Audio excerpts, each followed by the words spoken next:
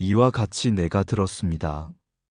어느 때에 부처님께서 사위국 기수급 고도건에 계셨는데 큰 비구 대중 1250명과 함께 하셨습니다. 그때 세존께서 식사 시간이 되자 가사를 입으시고 바루를 드시고 사위 대성에 들어가 탁발하셨습니다.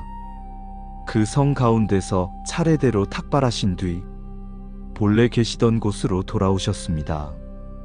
식사를 마치신 다음 가사와 바루를 거두시고 발을 씻으신 후 자리를 펴고 앉으셨습니다.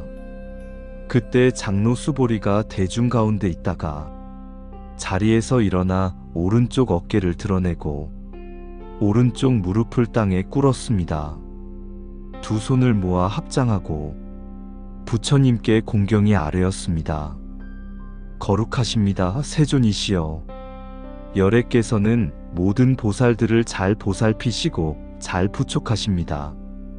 세존이시여. 선남자 선여인이 최상의 깨달음을 향한 마음을 바란다면 그 마음을 어떻게 머물게 하며 어떻게 항복시켜야 하겠습니까? 부처님께서 말씀하셨습니다. 착하고 착하도다 수보리여. 내 말이 옳다. 열애는 모든 보살을 잘 보살피고 잘 부촉한다. 이제 잘 듣고 잘 새겨라. 내가 너를 위하여 분명히 말해주리라. 선남자 선여인이 최상의 깨달음을 향한 마음을 바란다면 마땅히 이와 같이 그 마음을 머물게 하고 이와 같이 그 마음을 항복시켜야 한다. 수보리가 아뢰었습니다. 그러하옵니다. 세존이시여. 원컨대 기쁜 마음으로 듣고자 합니다. 부처님께서 수보리에게 말씀하셨습니다. 보살은 이와 같이 마음을 내어야 한다. 물은 모든 중생들을 내가 다 제도하여 최상의 깨달음을 향한 마음에 들게 하리라. 그러나 제도된 중생이 실로 없음을 알아야 한다. 왜냐하면 수보리야, 만약 보살이 아상인상 중생 상수자상에 집착한다면 곧 보살이 아니기 때문이다. 부처님께서 말씀하셨습니다.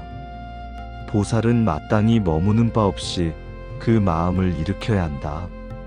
즉 색에 머물지 말고 성향 및 촉법에 머물지 말아야 한다. 머무는 바 없이 보시하라. 만약 보살이 상에 집착하지 않고 보시한다면 그 복덕은 마치 허공과 같아서 헤아릴 수도 없고 계산할 수도 없다.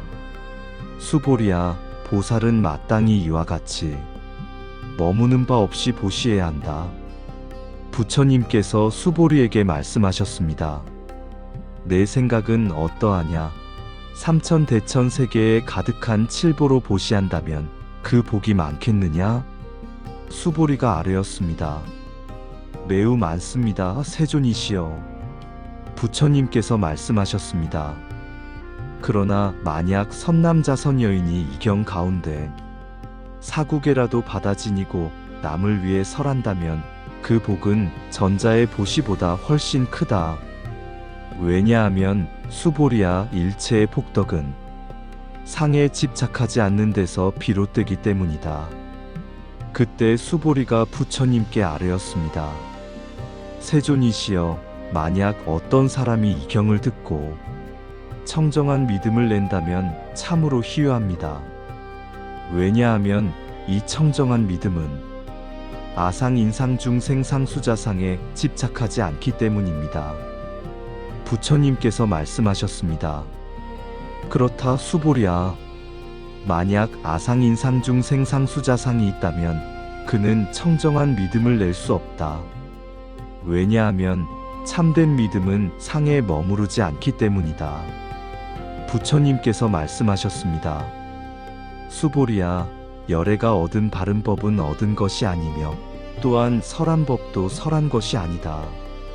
만약 어떤 사람이 열애가 최상의 깨달음을 얻었다라고 말한다면 그는 진실을 알지 못하는 것이다. 왜냐하면 열애가 얻은 것은 실로 얻을 것이 없기 때문이다.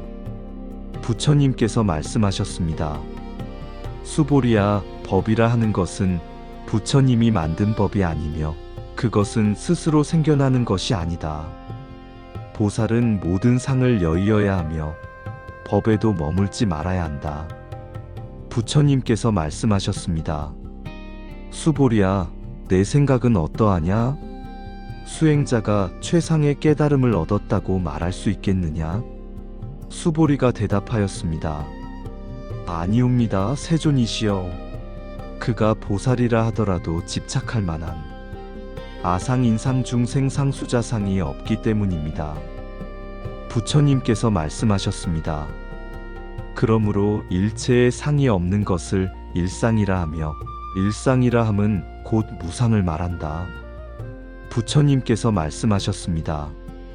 수보리야, 만약 보살이 장엄한 불국토를 만들고자 한다면 반드시 아상인상 중생상수자상을 버려야 한다. 그렇지 않으면 정토를 장엄할 수 없다.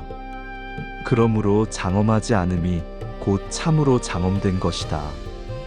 부처님께서 말씀하셨습니다. 수보리야, 만약 어떤 사람이 삼천대천 세계에 가득한 칠보로 보시한다면 그 복이 많겠느냐? 수보리가 대답하였습니다. 매우 많습니다, 세존이시여. 부처님께서 말씀하셨습니다. 그러나 만약 선남자선 여인이 이 경 가운데 사국에라도 받아 지니고 남을 위해 설한다면 그 복은 전자의 보시보다 훨씬 크다. 왜냐하면 복덕은 상에 의한 것이 아니라 무위에 의한 것이기 때문이다. 부처님께서 말씀하셨습니다. 수보리야, 이 경이 있는 곳이면 그곳은 곧 부처님이나 존귀한 제자들이 머무는 곳과 같다. 그러므로 그곳은 마땅히 존중하고 공양해야 한다. 또한 이 경을 듣는 사람은 누구든지 참으로 희유한 공덕을 얻게 된다. 부처님께서 말씀하셨습니다. 수보리야, 만약 선남자선 여인이 아침에 이와 같이 많은 몸을 희생하여 보시하고 또 점심과 저녁에도 그렇게 한다 하더라도 만약 이 경 가운데 사국에만 받아 지니고 독송한다면 그 복은 저보다 훨씬 크다. 왜냐하면 복덕은 단지 보시에서 오는 것이 아니라 바른 법을 받아 지니는 데서 생기기 때문이다. 부처님께서 말씀하셨습니다. 수보리야, 이 법은 평등하여 높고 낮음이 없다. 그러므로 아상인상 중생상수자상을 떠나야 한다.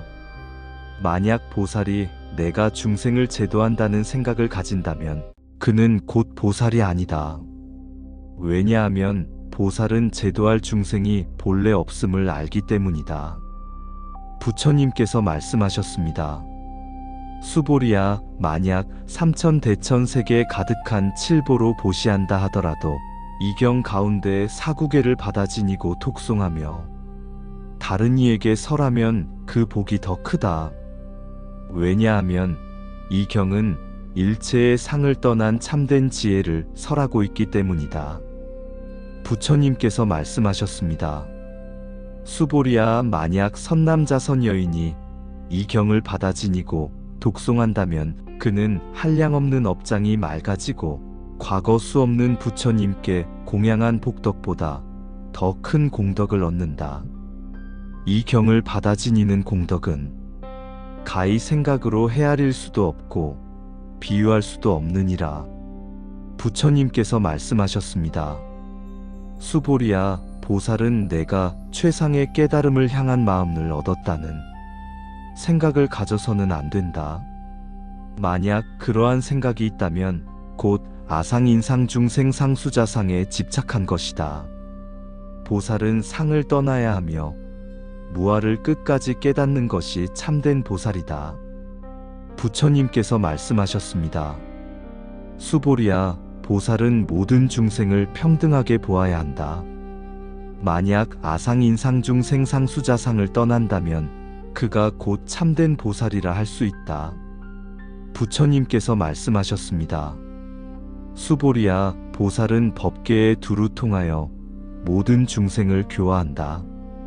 그러나 교화한 바가 있음에도 불구하고 실제로는 교화된 중생이 없음을 알아야 한다. 이것이 무집착의 교화이다. 부처님께서 말씀하셨습니다. 수보리야, 열애를 색으로 볼 수도 없고 음성으로도 알 수 없다.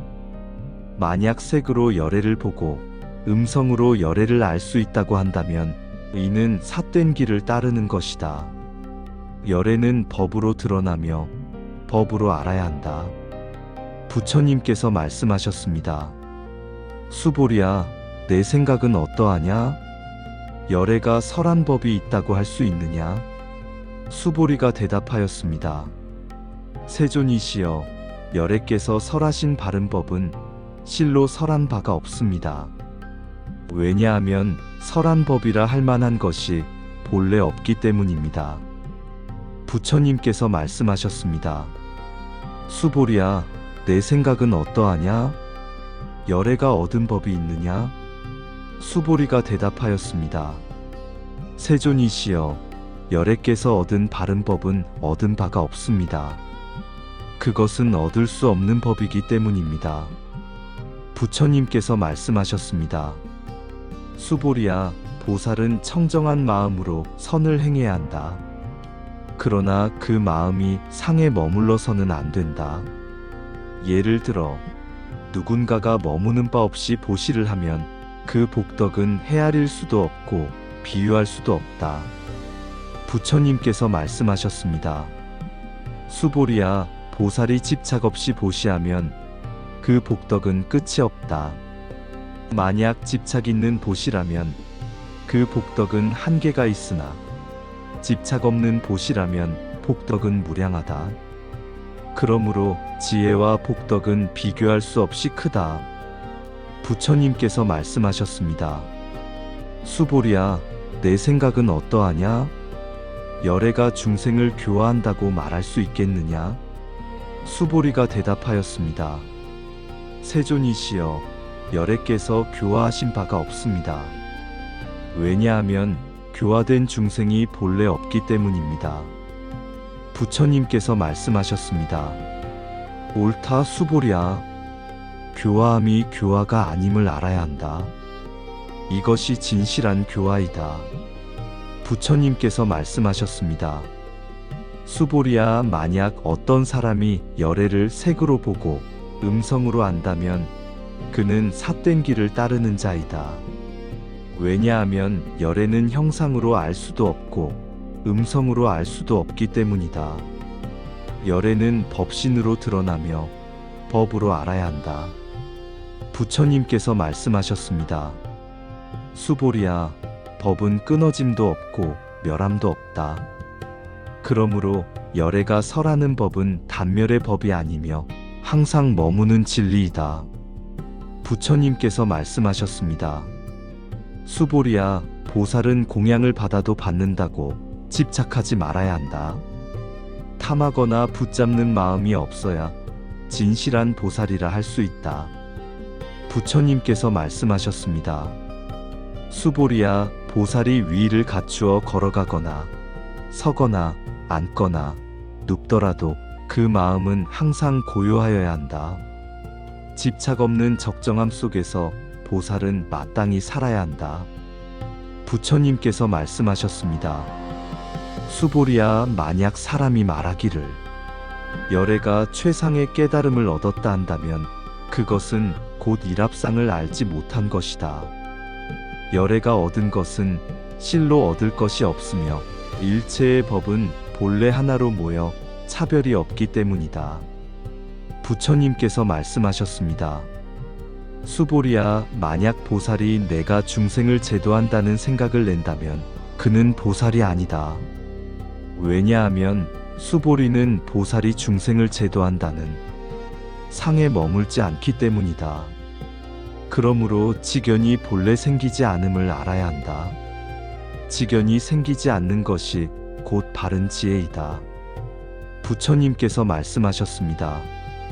수보리야, 만약 어떤 사람이 무량 아승지 세계에 가득한 칠보로 보시한다 하더라도 보살심을 바란 선남자 선여인이 이 경 가운데 사국에라도 받아 지니고 독송하며 다른 일을 위해 설한다면 그 복은 전자의 보시보다 더 크다. 어떻게 설해야 하는가? 상에 집착하지 말고 여여부동하게 설해야 한다. 왜냐하면 일체의 유의법은 꿈과 같고 환상과 같으며 거품과 같고 그림자와 같으며 이슬과 같고 번개와 같기 때문이다. 응당 이와 같이 관찰해야 한다.